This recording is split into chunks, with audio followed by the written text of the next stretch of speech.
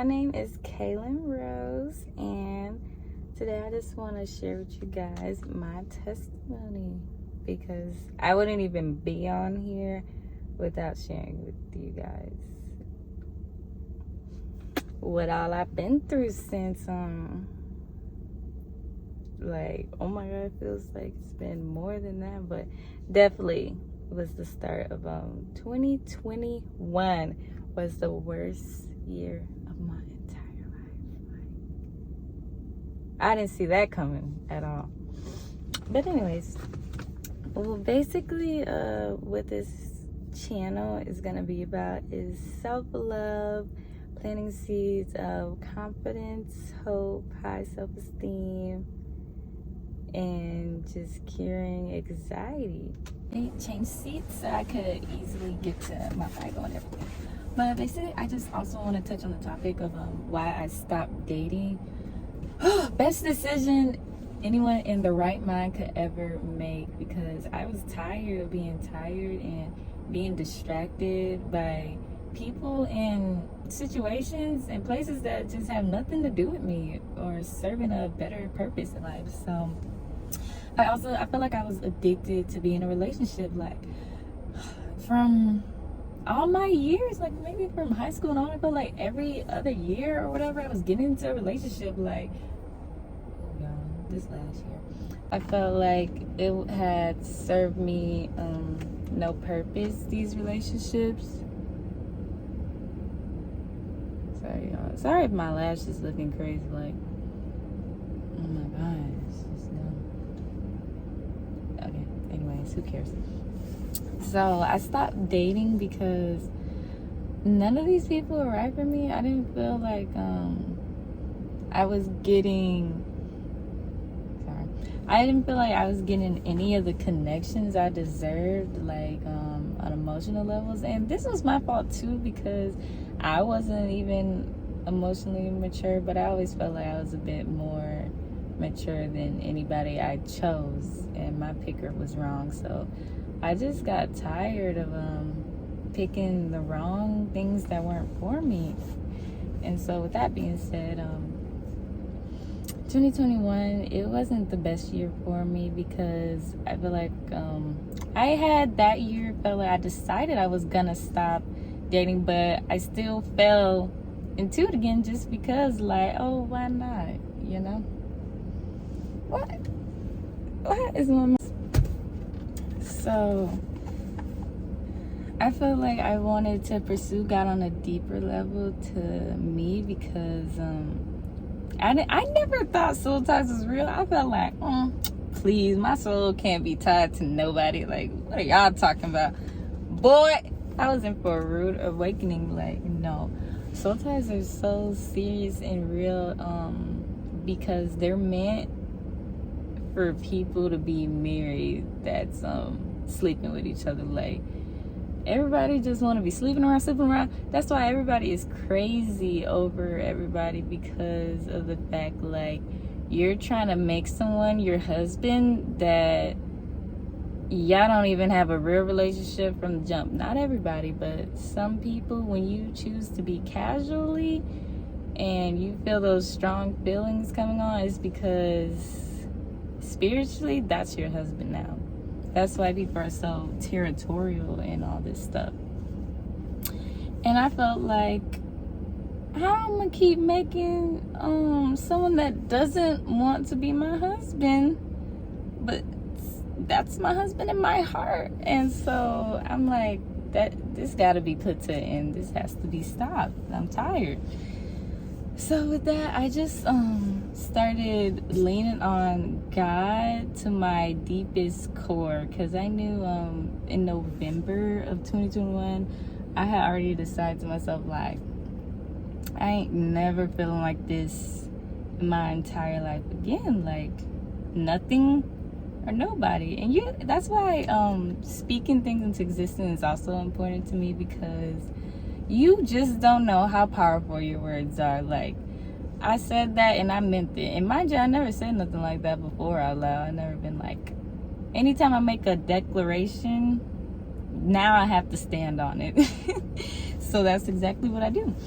But that doesn't mean like temptation didn't come, doesn't stop coming. That doesn't mean you just, oh, because I declared this, life is gonna be easier. No, you're gonna get attacked because you're trying to change your life, because you want more, because you want better, and because you know what you deserve. So I didn't even realize I had low self-esteem or low self-worth, because I don't even know what that was. I just thought I was that girl, even if internally that's not really how I portrayed it by what I allowed to go on or accepted.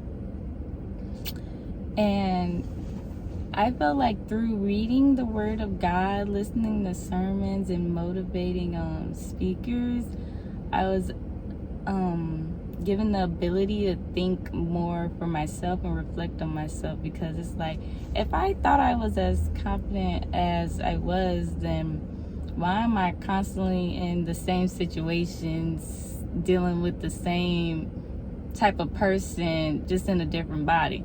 That's not confidence. Someone, if you think you should be given the world and someone isn't giving you that in each relationship, then how are you so confident? How do you know your worth if that's what you're attracting? So it is true, you attract like what you are, because when you're insecure, when you're what else? You don't think highly of yourself, when you don't love yourself, you're around those kind of, you attract those kind of vibes. Like you put yourself in those kind of situations because you just truly don't care. Like, you don't care what's going on. You're like, you think it doesn't involve you or have anything to do with you, but it does. But basically, I just want to talk about how I was just praying to God on my knees to like restore my confidence, restore my self-esteem, restore my like just integrity, like, you know, just stuff to keep me secure, my security. And my security came from God, because he also cured me of anxiety. Like, I felt crippled with anxiety all my life. Like, I don't know where it came from, where it stemmed from, but that's what it was. Like, most people would think I was shy, and I'm just in my head like, that's what you think. I'm not shy at all. I just don't talk to you because I don't know what to say. Like, my anxiety would cripple me to the point where I'm like sometimes if I had to do like presentations, mind you, I felt like my presentation would be good, but to get up in front of everybody, I'll be literally sweating, trying not to shake. I probably would be shaking in my seat, but when I get on in front of everybody, I know I can't do that. But my heart beating fast, like literally overreacting, like I'm about to die just to speak in front of people. And I was tired of feeling like that. Like, it shouldn't be this much to just talk to people and have a conversation. Like, it should never be this hard. Why is it so hard for me?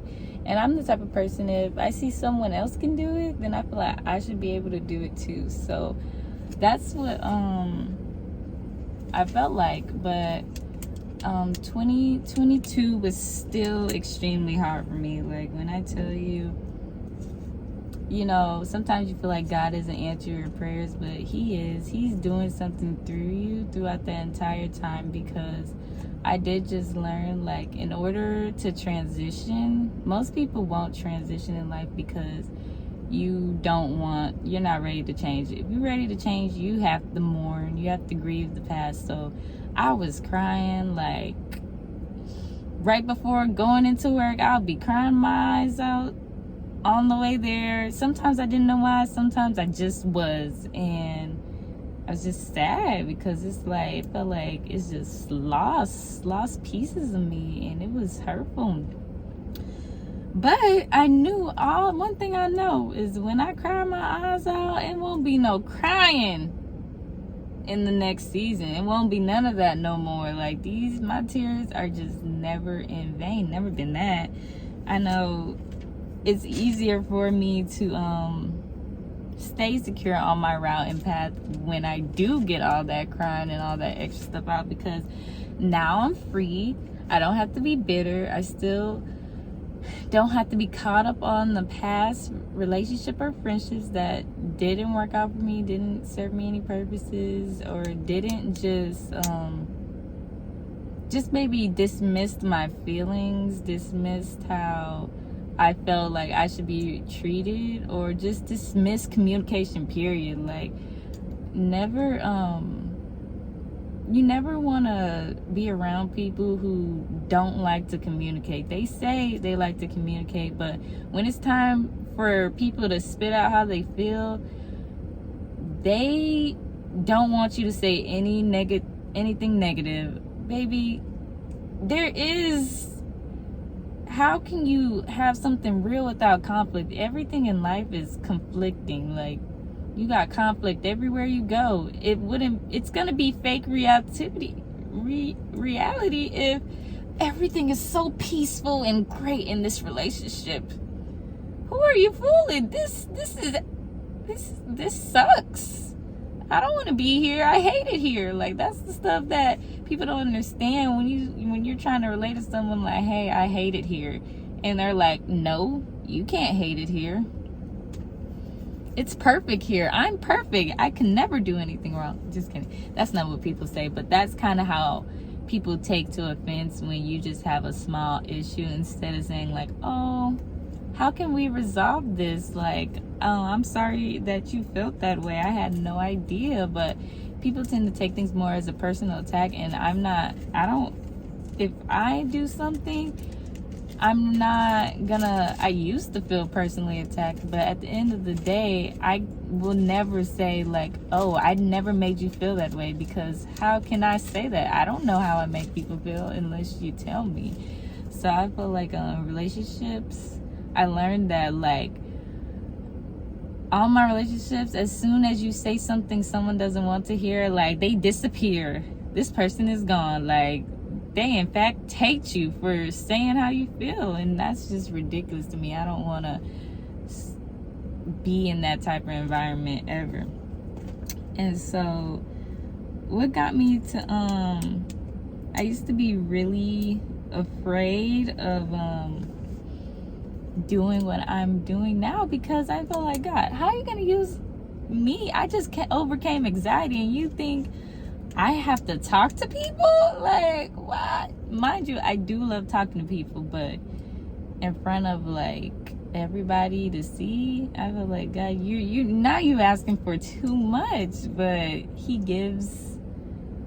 To whom much is given, much is required, and He gives me a lot. He stays with me. He protects me. So it took me a while to just release control and be like, okay, God, I'll do it, because I go based on scriptures. Like, everything I'm ever going to talk about is in this Bible right here. Like, even when I'm telling God, like, no, I'm too young, I'm too this, like, I can't do this. And Jeremiah had a call on his life. He's like, I do not know how to speak. I am too young. And the Lord is like, no, do not say you're too young. You must go to everyone I send to you and say whatever I command you. He said, do not be afraid. God said He will rescue you. Like, if you're feeling like an overwhelming sensation to like do something you're called to do, He'll rescue you in that moment. Like, give you that extra strength or courage or bravery to do what He needs you to do. And also, He did threaten, like, He said, don't be terrified of people, because if you're going to follow God, you can't follow God and be terrified about what people say, what people think. If you love people's opinions more than you love God, Jesus is not the guy for you. He's not the Savior for you, because He is no respecter of people. He will do whatever He wants to do in anybody's life that chooses to obey and follow Him. And so He's like, if you if I'm supposed to be terrified about people, then He's gonna terrify me. And I'm like, oh, I ain't trying to be terrified. So let me do what I got to do for my God, because He's always with me. And so basically to end it off, I promised myself to be celibate and just grow closer to the Lord.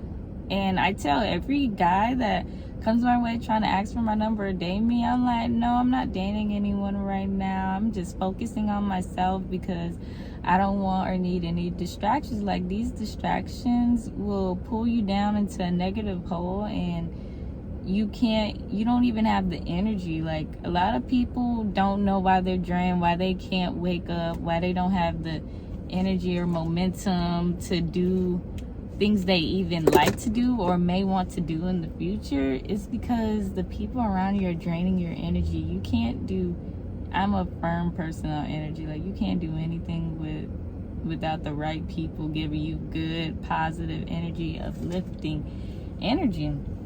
Because other than that, you always tired. You always just, when you do get a break, you just want to sleep. You always in the dark. This is real life. Like you turn to other things like drugs. Like, I literally don't smoke. I haven't got drunk since like last year, maybe last year, whatever day last year. So I stopped drinking heavily. Now, God ain't say you couldn't have a drink or two, but I started to obey not getting drunk. Like, never doing that again. Nobody can force me. I don't care if I'm on vacation. I'm not getting drunk. It's not happening. And I'm okay with that. It's a lot of people who's not gonna be okay with your walk, and that just says more about them than it is about you. Because I feel like if anybody needed to stop drinking, stop smoking, I'm not gonna be like, here. I'm not a peer pressure person, but for whatever reason, people like to peer pressure like that's cool or something. Like, it's not giving what they think it's giving, but that's neither here or there. So God actually gives you the ability to fight against lust and temptation, because literally, I don't even have no lustful thoughts. Like, I'm Stevie Wonder to this. Like, I don't be looking at nobody like that. Like, even if I may find someone attractive, it's still not to the point like, oh, I hope they ask for my number. No way. Not me. Look to the next person, please. I don't mind. Like, overlook me. I'm just in that zone right now. Like, God truly blessed me with that, because He knew that this would be the only way for me to reach my fullest potential and to focus on myself, because I was a relationship addict. Like, I need it. I need someone here. And that sometimes stems from abandonment, fear of abandonment. Like, I don't know how many people that need to fill that void because of parental issues, or feeling like you never had in your life. Sometimes parents aren't like emotionally there. Like, they may be physically there, but they're not there giving you affirmations or like the love you really need to receive. So you look for that in your friendships or your relationships, and it's like you begin to people please to keep those relationships, because you're like, man, this is the only thing that fills that void. Well, with God in your life and putting Him first, I learned, like, when things revolve around God, nothing can fall apart. When things are not centered around God, crash and burn. Like, it will never reach its highest potential, because you need God in you to sustain relationships, and He will send relationships, because I don't know if anybody else realizes this, but people are so pained by people, because God's greatest gifts in life are people. Like, when a baby is born, that's the greatest gift.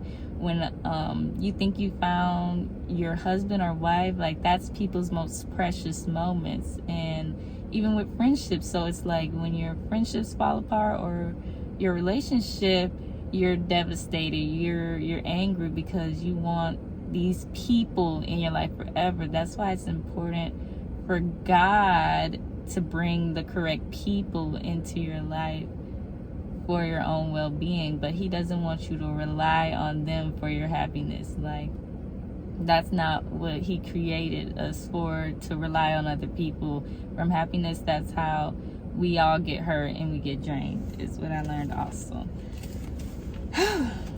And so I was definitely the type of person that relied on everybody but God. I thought I was a Christian. I thought I was a believer, but I wasn't going to him until I was crying my eyes out after every relationship. Suddenly I'm back, God. This relationship failed me. I'm back. And then I would notice I'll leave him again, doing my own thing. But it's like, after my last heartbreak, I'm like, no, I'm for real this time, God. Like, I can't breathe. I need to be able to breathe again. And he has brought me to like a new level each season, even when I'm fighting and tussling with him. Like, even this month I've been fighting and tussling with whatever he's been trying to do with me. And finally, once you release control of your life, that's the hardest part, I feel like, to become a believer, is releasing control, the reins on your life. Because as humans, it's natural for us to want to plan and want to be able to do what we want to do, and that's fine. But you just can't do that when you want to get serious about your beliefs and following God. I read the Bible because I want to follow his ways to become more like him and have a healthy life, because I tried it my way. I tried steering my life and having the reins, and everything was chaotic. So that's why I will never understand when people think like you can do better without him. I tried my better without him, and nothing came to pass. Now, ever since I began my walk with God, like, the dreams he has given me has came to pass. The promises he has given me has came to pass. That's why my belief is so strong. He gives me things I didn't even ask for, and that's why I love him so much. And so this channel will be to just encourage and help and teach and bring people, help people on their journey